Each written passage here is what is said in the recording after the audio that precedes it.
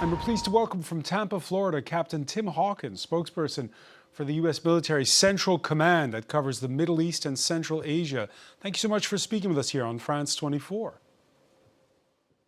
Thanks for having me. Captain Hawkins, this Monday we've seen the USS Gerald Ford dropping anchor at Crete's Suda Bay, second aircraft carrier in the region. That's on top of the USS Lincoln that's already in the Arabian Sea. Tell us about, well, this buildup.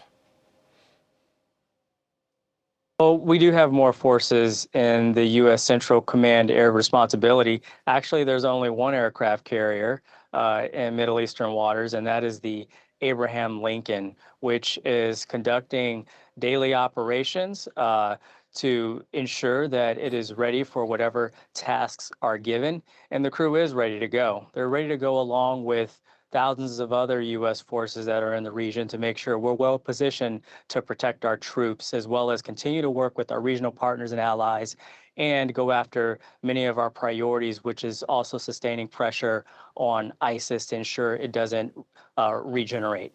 Yeah, we'll talk about ISIS in a minute. Now, Iran doesn't boast any aircraft carriers, but it's got plenty of missiles and some of varying ranges. How vulnerable, when you look at the map of the Arabian Peninsula, is that area in particular? I'm thinking of Qatar's Al Udeid military base.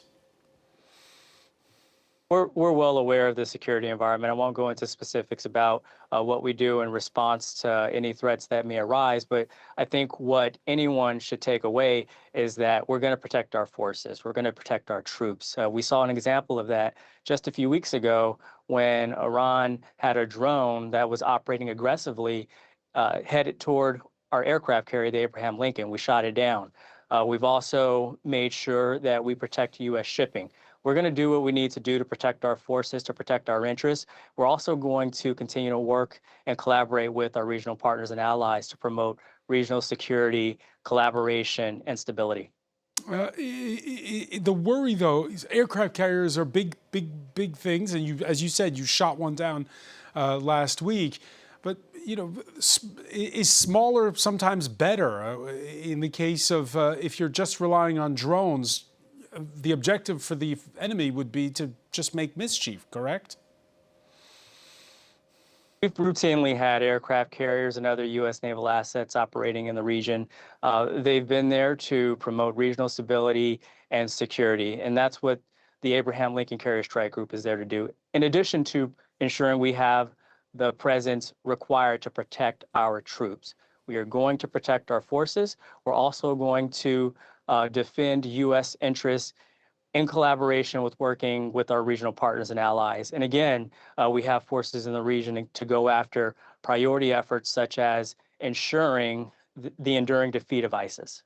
Yeah, Iran doesn't have a coalition, although we have the Financial Times reporting this Monday that it's agreed to a secret 500 million euro arms deal with Russia to acquire thousands of advanced shouldered missiles. Those aren't going to be ready right now, so those are over the next 3 years. But we do know also that Iran's been getting intelligence help from China.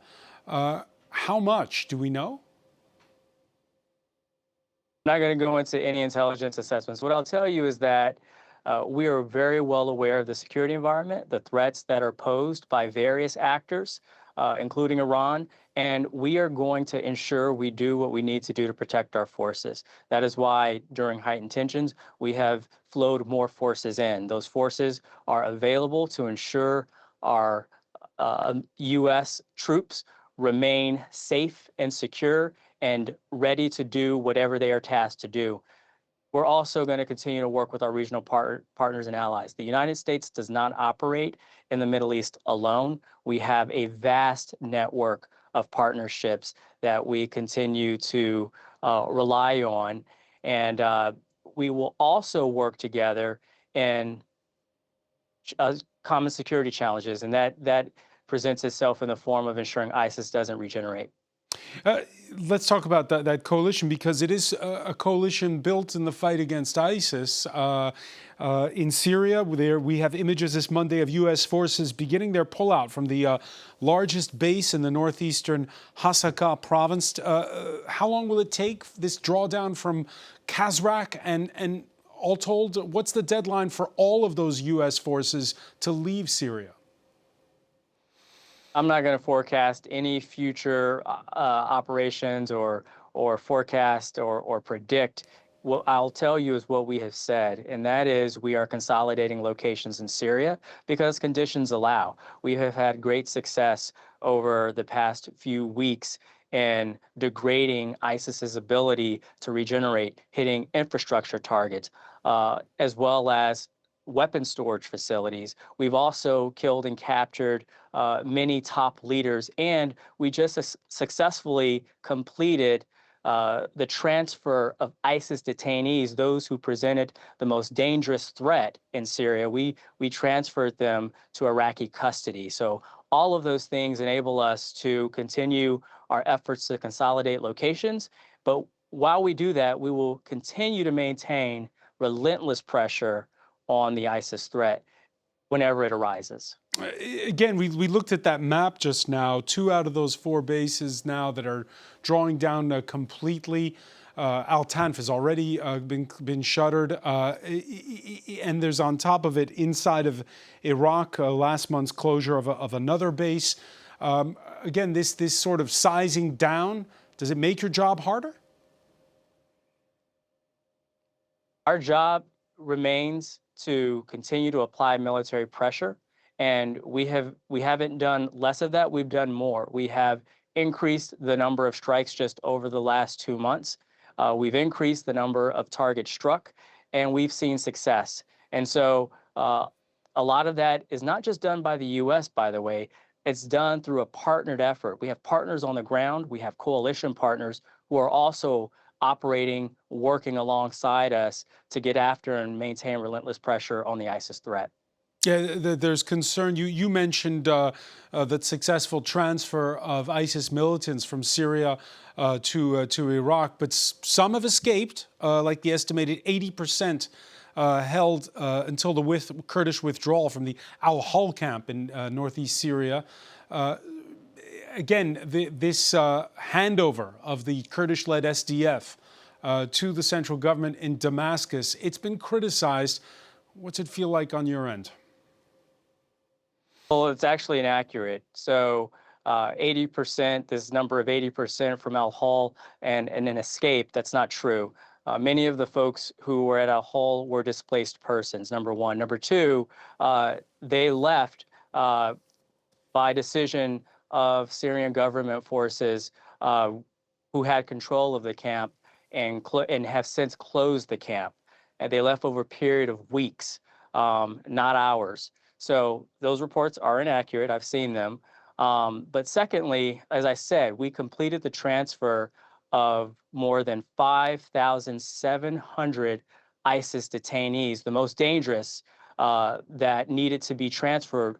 We completed that, and they are now in Iraqi custody. Meanwhile, we will continue to work with our partners on the ground, our coalition partners, to apply relentless pressure on any ISIS threat that may emerge in the coming days and weeks.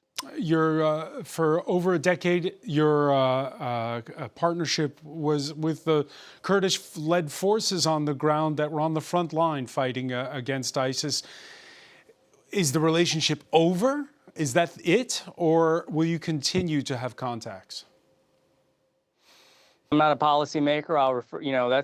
That's a question for our policy leaders. What I'll tell you is that we deeply appreciate the contribution, the relationship that we have had with those forces for a number of years, and they have been critical to our ability to territorially defeat ISIS in 2019 and get to the point where conditions allow for us, the U.S. forces, to consolidate its locations in Syria as we continue to focus on relentless pressure, applying relentless pressure on any ISIS threat that emerges.